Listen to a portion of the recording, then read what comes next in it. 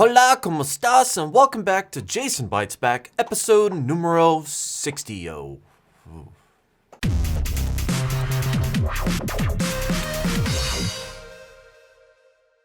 What's up, YouTube? Welcome back to Jason Bytes Back, the episode where I go back through the last 30 days, give or take some change, and jeez, how are you not bald? As always, this series is brought to you by my awesome Patreon subscribers, the $5 and $10 of which will be listed at the end of this video. Before I move forward with the questions today, I do want to pose a question to all of the engineering experts in my comment section about batteries. I've been trying to do some research on this, and from what I can tell, it seems like it might be a bad idea because one battery would take more load than the other. But here's the situation. Basically, I have two SOK batteries. You can check out links in the description down below if you want to see what they are. And I just recently got a new battery in, which is actually a 25.6 volt battery. Now, the 25.6 volt battery has a total output discharge capacity of 100 amps, whereas the SOK batteries have a total discharge capacity, when combined, of 200 amps, at least to my understanding of how batteries work. So, if I were to combined run, let's say, the two SOKs in series in parallel with the 25 point whatever volt battery, would I start a fire? This is a legitimate question. So I will post links in the description down below, and if you can take a look at the batteries and tell me whether or not you think it is a terrible idea. Cat, I swear to God.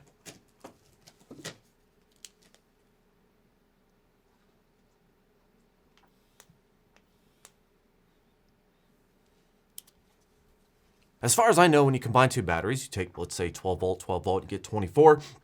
If you have a 100 amp hour and a 100 amp hour, you still get a 100 amp hour, but if you have a 100 amp discharge capacity per battery, then you get 200. So that's my understanding, and I don't know. I asked for feedback from the crowd, as it were. All right, first question is from Jason P. He said, Jason, how do you like the Flash Forge? Do you still like it? Have an Ender Pro, and I'm sick of it.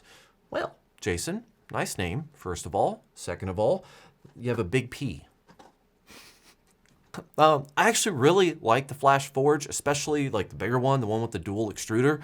I don't really print that much stuff with it anymore just because I don't have anything that I want to print specifically. But I do like it a lot better than my Ender 3, which I actually do have an Ender 3 Pro. Wait, actually, is it a Pro or is it just an Ender 3?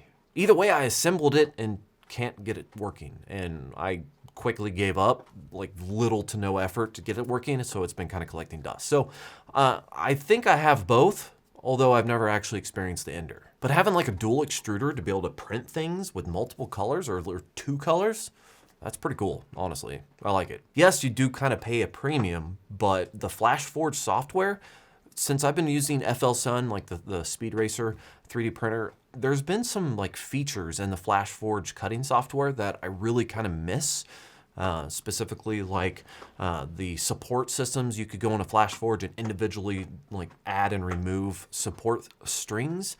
Whereas with the Cura 3D, I haven't figured out a way to do that yet. So that's just one example, but it's just off the top of my head. So I really like the Flash Forge software, but I also really like the dual extruding 3D printer. Next one is from Mike Harris. He says, those PDU with X-Verse switches built into them, where did you get those at? Part numbers. Well, Mike, I actually got those from eBay. I think they're $89. I just looked at it 2 hours ago. So I will post it right here.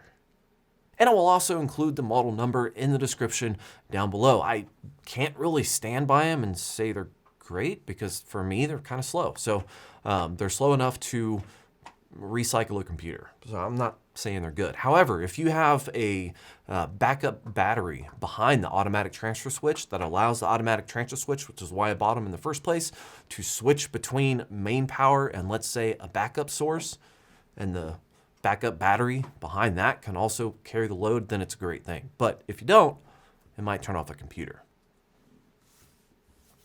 It made sense in my head, so I'm sure you got that.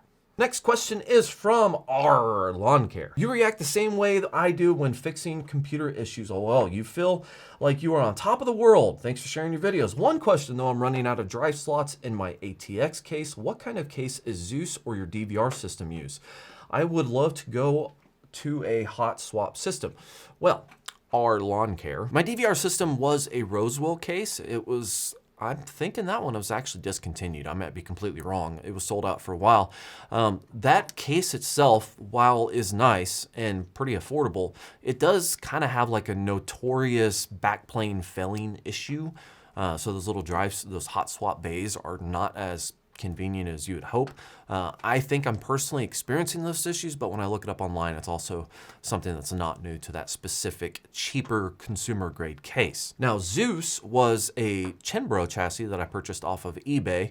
I don't remember the model number, but if you go to eBay and you just search for like file server or 48 bay server or 32 bay or whatever, 24. If you go and you search something like that, usually on eBay you can find those recycled hardware servers that are being sold by these companies or refurbished or whatever, and you can get like a bare bones system that you can put in like hard drives, just feed it into. Zeus actually came pre-built. It had the CPUs and everything. It had pretty much everything it needed to run, so right out the gate, and that was just purchased as it was. Loki was different. It came with hardware and everything, but I ripped all that stuff out and added my own hardware. But Zeus, I just kind of bought it and left it. Next question is from Big Spoon, which, if you guys don't know, he was TikTok famous. So Big Spoon, thank you very much for taking time out of your day to comment on my videos.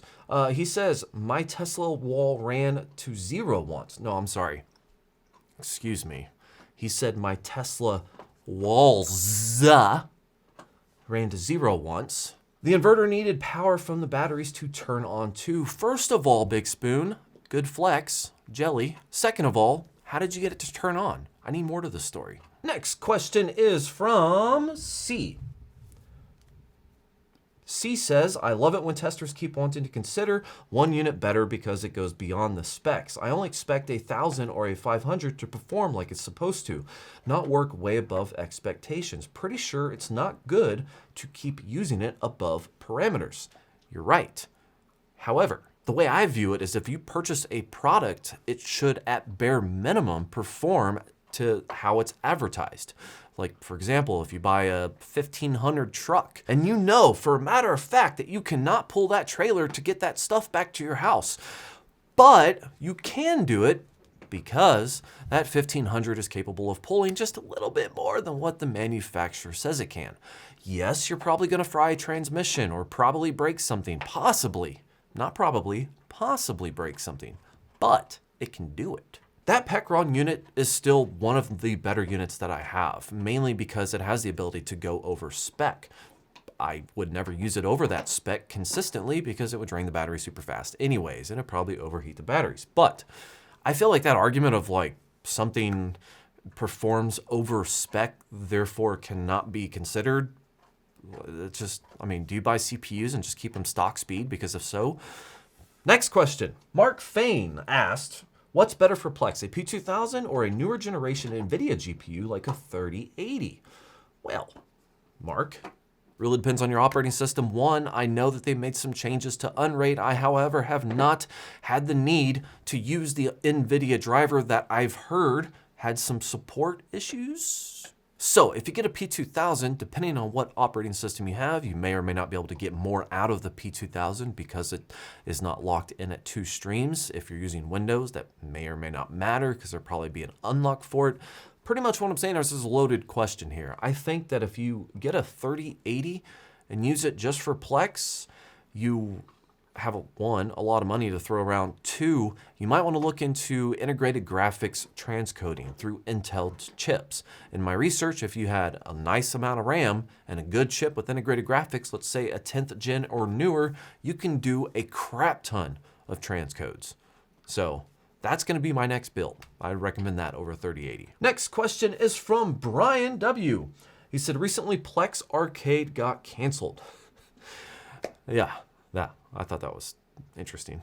I talked about Plex Arcade, like just kind of being a mediocre swing and a miss for me. I mean, I feel like somebody in their head was like, oh, I want to play Nintendo games on my whatever, anything. And they had this idea and it just did not get executed like they had planned for. And just, I mean, you know, wasn't for me. Obviously, it wasn't for a majority of people because they canceled the feature. But yeah, as of March 31st of 2022, they stopped or ended support for Plex Arcade. Also, Plex recently just changed their logo. So there's that. Next question is from Peter G. He said, I'd love to see a video updating Loki, and if you're going to upgrade it, revive it, fix it, or do a complete overhaul on it. Peter G., I want nothing more than to redo Loki. Like I mentioned before, I want an Intel chip. I want an Intel chip that can do hardware accelerated transcoding, whatever version is out by the time I can afford to do my upgrade / overhaul, AKA I'm over a divorce I'm fighting right now. But I'm probably not going to run a graphics card. I'm just going to have the integrated chip, and I'm going to use everything on board, everything I can probably for NVMe drives and storage, because I've quickly found out that cache drive doesn't last very long, especially when you have R's in the background, and I'm running out of disk space. So yeah, it's going to be a storage upgrade for sure, but I definitely do want to do a complete overhaul. Also, not running a GPU and just having a CPU could make the next build more energy efficient, which would be nice. Next question is from Sean Jana.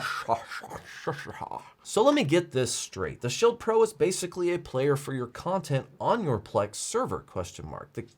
You can't create a Plex server with the Shield Pro, ?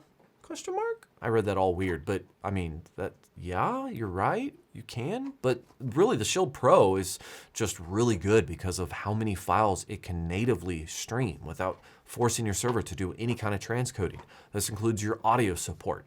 So you don't want to create a Plex media server in every room. And if you got like 4 TVs throughout your house, and you have 4 Shields, are you going to have 4 Shield servers?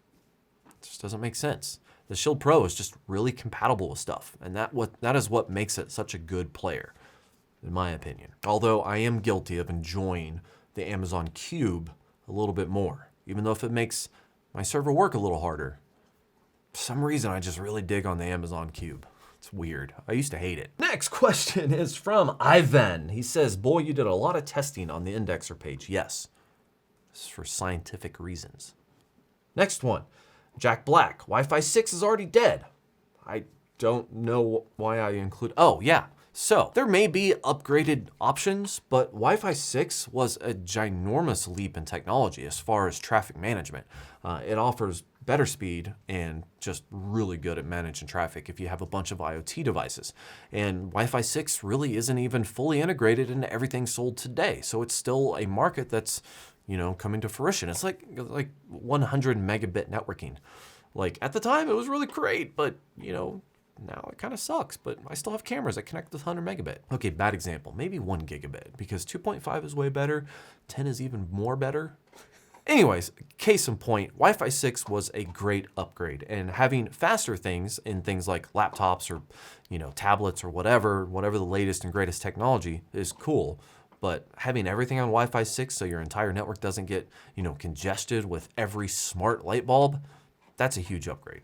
That's all. And that is the last question of the day. As I said in the beginning, this episode is brought to you by my $5 and $10 Patreons. They'll be listed at the back of this video. As always, thank you for watching, like, and subscribe, and have yourself a great day. I'm like saying things weird. Like and subscribe. I know what it is. I'm hungry. I'm really, really hungry. This is it right here. Check this out. I haven't even done B-roll on it. I haven't hooked it up to anything. This is a huge battery. It is by Power Queen. It is a LifePal Deep Cycle, which is the same thing that SOKs are.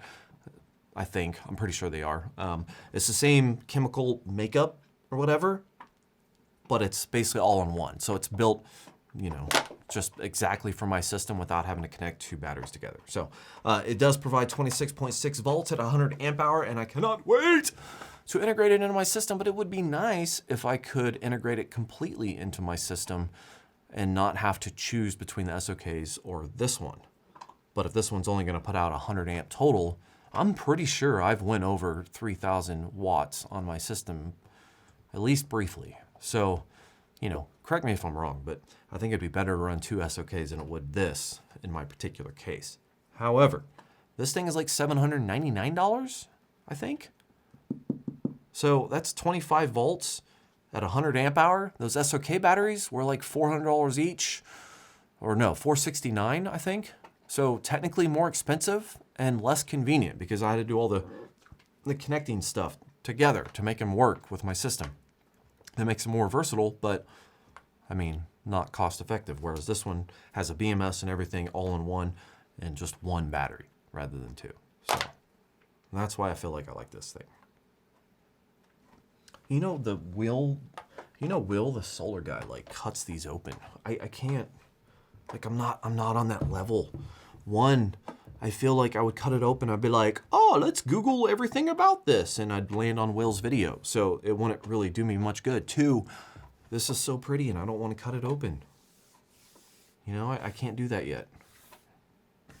Maybe in the future, when I get a bunch of these from all different vendors, I would probably still not cut them open.